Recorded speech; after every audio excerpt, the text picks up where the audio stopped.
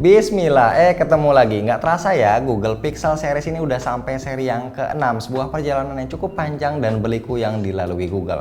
Dari Pixel 1 sampai Pixel 5, Google sudah membuktikan kalau mereka mampu merancang smartphone yang menonjol di sektor fotografi. Meski begitu, kenyataannya masih banyak orang-orang yang belum tertarik dengan Google Pixel, termasuk para reviewer gadget sekalipun. Kayak masih ada yang ngeganjel, belum yakin mau pakai Google Pixel. Padahal selain kamera keren, Google juga sukses bikin desain ikonik dari Pixel 1 sampai Pixel 3 dengan warna two-tone. Walaupun habis itu Google sempat kayak bingung dan hilang arah ketika merancang Pixel 4 dan 5. Desain dan pewarnaannya berubah jadi kurang menarik.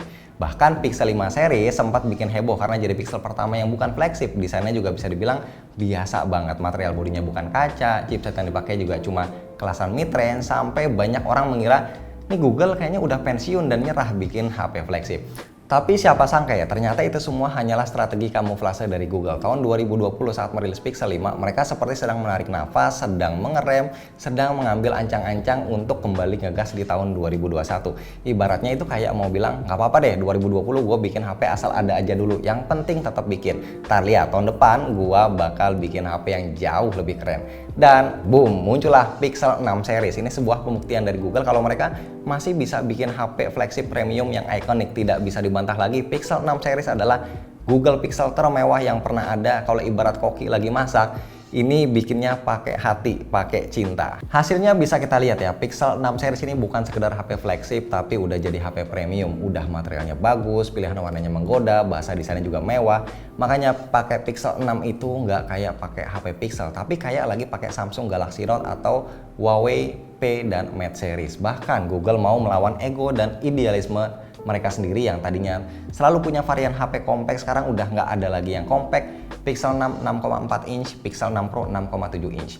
Mereka mau nurutin keinginan pasar. Memang ada yang suka HP compact, tapi kenyataannya HP layar gede lebih diminati, lebih nikmat dipakai. Siapa juga yang enjoy nonton YouTube, streaming Netflix, dan main game di layar kecil. Gimana pun juga jelas lebih enak di layar gede.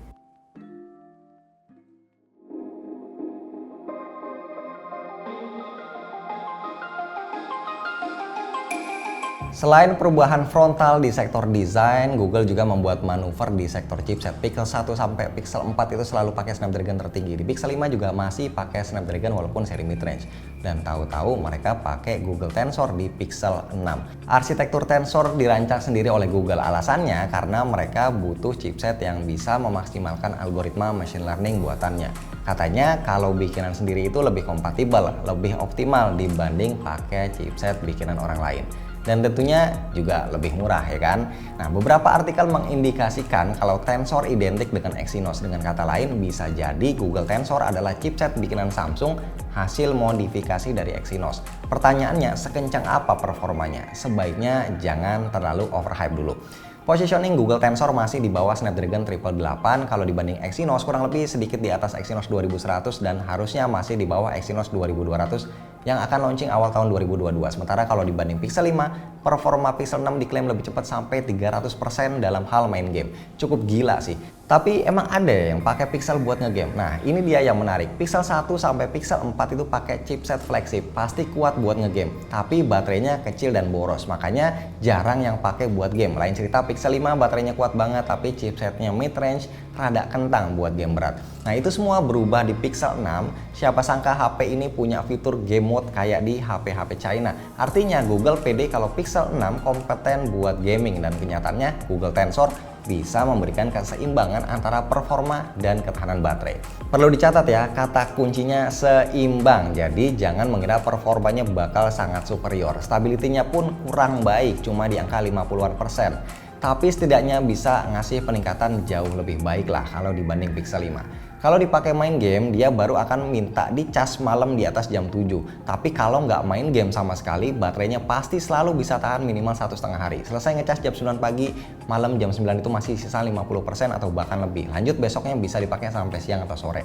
Memang seirit itu baterainya. Walaupun speed ngecasnya nggak sampai 30 watt, Kelemahan ini tertutupi dengan keawetan baterainya. Esensi dari sebuah HP flagship sebenarnya nggak melulu soal performa, karena biasanya yang beli HP flagship premium justru jarang main game berat.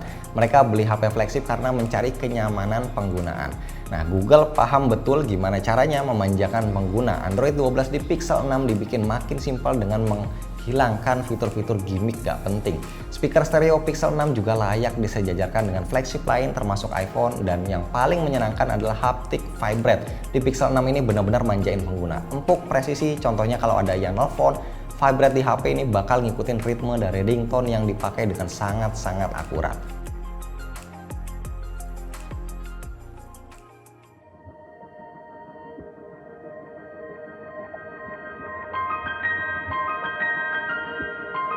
Tahun ini Google punya dua seri Pixel ya. Kalau biasanya ada yang biasa dan XL, tahun ini penamaannya diganti jadi 6 biasa dan 6 Pro. Yang mana sudah barang tentu versi Pro adalah varian yang lebih baik. Tapi apakah lebih worth it? Kayaknya nggak juga deh. Buat gua Pixel 6 biasa lebih layak dipilih. Layarnya memang lebih kecil, tapi ya tetap aja lebih besar dibanding Pixel yang sebelum-sebelumnya. Layarnya memang flat, nggak curve, tapi HP Pixel kan emang identik dengan layar flat. Kalau curve malah jadi kayak pakai Galaxy Note atau S21. Layarnya emang belum 120 Hz, tapi ya 90 Hz juga udah oke lah dibanding cuma 60 Hz. Apalagi kapasitas RAM emang lebih kecil 8 GB dibanding versi Pro yang 12 GB. Tapi ingat, OS-nya ini pure Android, nggak perlu RAM sampai 12 GB. Apalagi kamera nggak ada tele. Nah, bakal menarik ya ketika melihat perbedaan setup kamera antara Pixel 6 dan 6 Pro. Bedanya di versi Pro ada tambahan lensa 48MP telefoto. Dah, itu aja. Hal ini sama sekali tidak menggambarkan perbedaan antara versi biasa dan versi Pro. Kamera tele Pixel 6 Pro memang bagus banget kualitasnya, tapi apakah semua orang perlu lensa tele? Kan enggak juga. Ketika kita pakai Pixel 6 biasa pun tetap bisa merasakan esensi motret menggunakan Google Pixel, yaitu zero shutter lag dengan hasil yang sama baik di segala kondisi. Kecuali kalau yang versi Pro itu ada mode manualnya, baru deh mending ambil yang Pro. Tapi ini kan enggak, cuma beda tambahan lensa tele aja, that's it. Nah, kalau bicara hasilnya ya sama aja bagusnya. Pixel 6 adalah HP yang sangat cocok buat mereka yang sering mengejar momen. Sekali lagi kuncinya adalah zero shutter lag. Ini adalah smartphone terbaik untuk mengabadikan momen, misal motret anak kita yang masih bayi.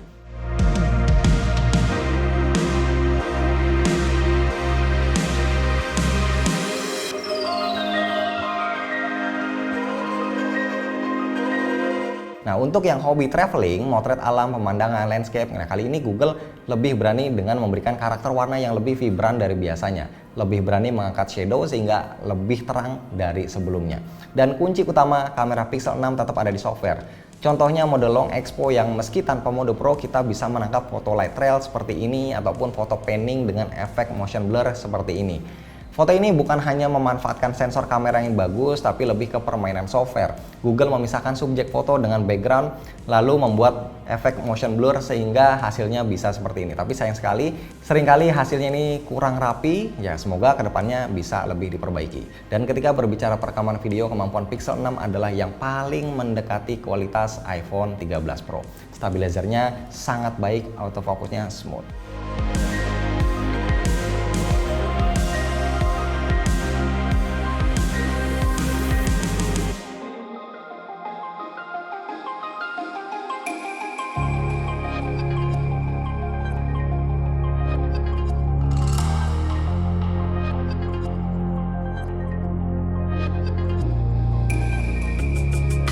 Jadi bisa dibilang dengan selisih harga sampai 7 juta berdasarkan harga di e-commerce lokal.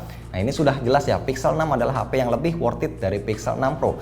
Segala yang kita butuhkan dari sebuah Google Pixel ada di Pixel 6, chipset jauh lebih kencang dari Pixel 5, kamera luar biasa, desain premium dengan ketahanan baterai melebihi smartphone flagship pada umumnya.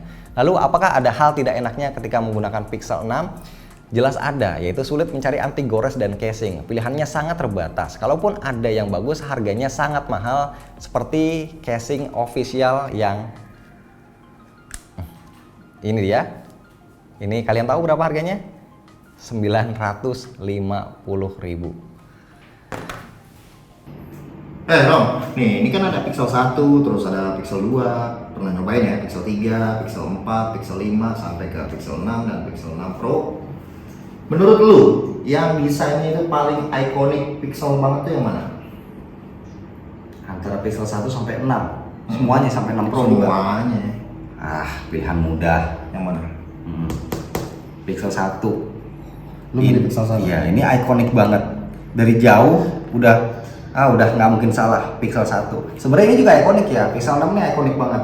Cuma tetap yang original Pixel 1 ini yang paling melekat. Yang paling lu suka yang mana? Pixel 6. Yang paling lu suka? 6 series. Premium. Kalau lu sendiri gimana? Kalau gua di antara semuanya, gua sih tetap masih pilih yang compact ya, Pixel 3 nih. Pilihan gua masih ke HP ini, nggak tahu kenapa ya, simple, minimalis sih. Berarti Menurut lu suka yang itu, yang simple, yang clean. Iya. Ya, nggak banyak gua. aneh-aneh. Iya, desainnya juga kalau menurut gua ya oke banget.